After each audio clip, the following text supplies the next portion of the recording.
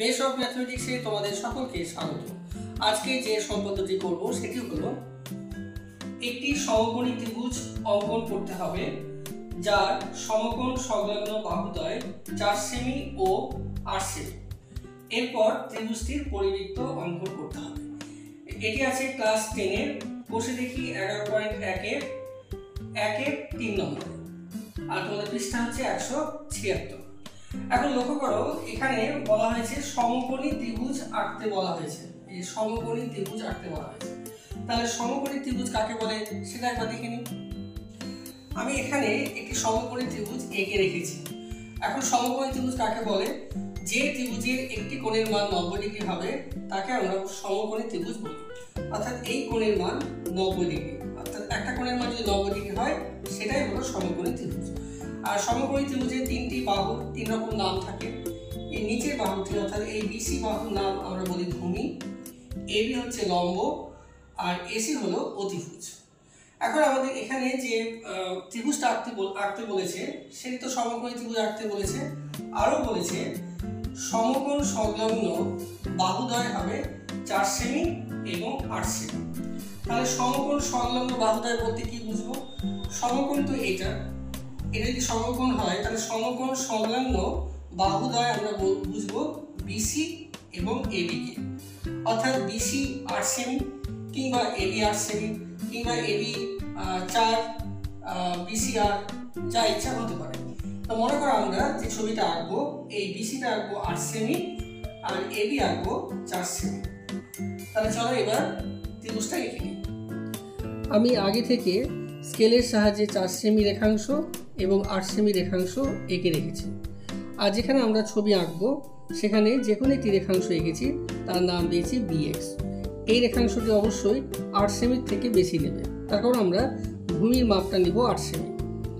এখন এখানে সমকোণী ত্রিভুজ অঙ্কন করতে বলেছে, তাহলে লক্ষ্য করেছো যে একটি কোণ 90 ডিগ্রি হবে।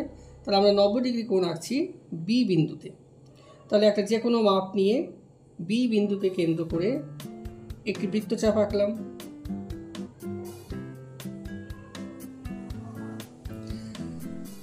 এবার এখানে টাচ করলো, এখানে বসিয়ে আবার একটি বৃত্তচাপ আঁকলাম, আবার এখানে বসিয়ে এখানে একটি বৃত্তচাপ আঁকলাম, এরপর এখানে বসিয়ে একটি বৃত্তচাপ আঁকলাম, আবার এখানে বসিয়ে একটি বৃত্তচাপ আঁকলাম। তাহলে এই যে এখানে ছেদ বিন্দু হলো, এই ছেদ বিন্দু আর বি বিন্দু যোগ করে উপর দিকে বাড়িয়ে দেব, তাহলে এটি আমাদের হলো 90 ডিগ্রি কোণ।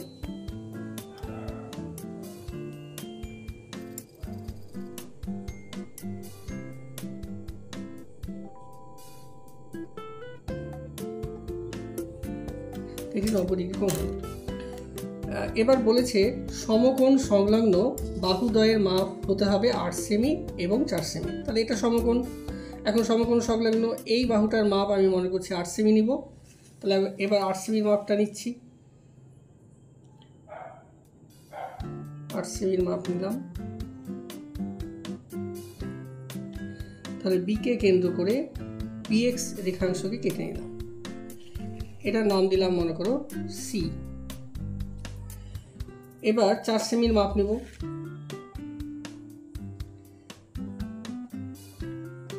4 সেমির মাপ নিলাম। এবার পিকে কেন্দ্র করে এই যে লম্ব এঁকেছি এই রেখাংশকে কেটে নিলাম, তাহলে এটার নাম দিলাম আমরা এ। তাহলে এবার এ এবং সি যুক্ত করলেই আমরা ত্রিভুজ পাবো। তাহলে এ আর সি যুক্ত করে দিচ্ছি।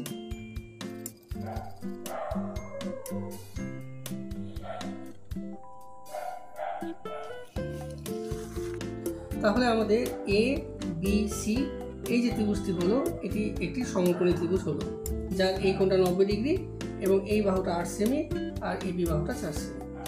এখন সমকোণী ত্রিভুজের ক্ষেত্রে পরিবৃত্ত অঙ্কন করতে গেলে কিন্তু দুটি বাহুকে সমদ্বিখণ্ড করার দরকার নেই, তার কারণ আমরা জানি সমকোণী ত্রিভুজের পরিকেন্দ্র অতিভুজের মধ্যবিন্দুতে হয়।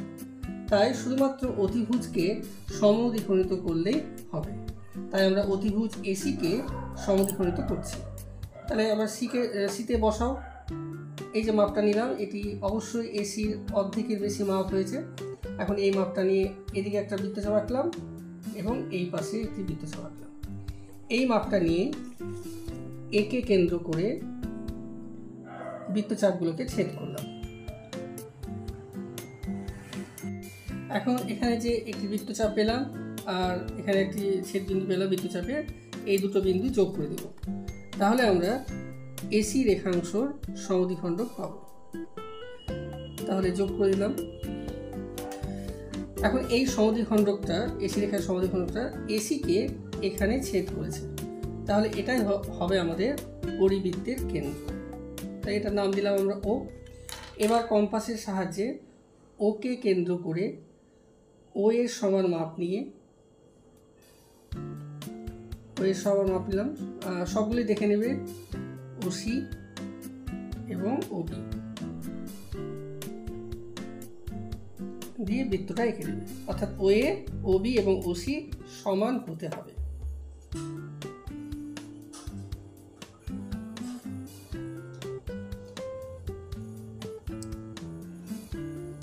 তাহলে এভাবে বৃত্ত হলো। দেখো বৃত্তটি এ, বি এবং সি কে টাচ করেছে, তাহলে এটি হলো এ বি সি সমকোণী ত্রিভুজের একটি পরিবৃত্ত। এখন চিত্র লিখে দিতে হবে। তাহলে চিত্র হেডিং দিয়ে তোমরা এভাবে লিখবে, ত্রিভুজ এ বি সি সমকোণী ত্রিভুজের ও কেন্দ্রীয় একটি পরিবৃত্ত। এরপর ছবিতে এ বি সির গায়ে লিখে দেবে 8 সেমি এবং এ বির গায়ে 4 সেমি। এখন এখানে বি বিন্দুতে 90 ডিগ্রি কোণ আঁকার জন্য এখানে যে রেখাংশ চলে গেছে তার এর শেষ প্রান্তে একটি বিন্দু নাম দিবে ওয়াই। তাহলে এভাবে হলো আজকের সমকোণী ত্রিভুজের পরিবৃত্ত। আগামী পর্বে আরও একটি সম্পাদন নিয়ে আলোচনা করব। তোমরা দেখতে থাকো। Thank you.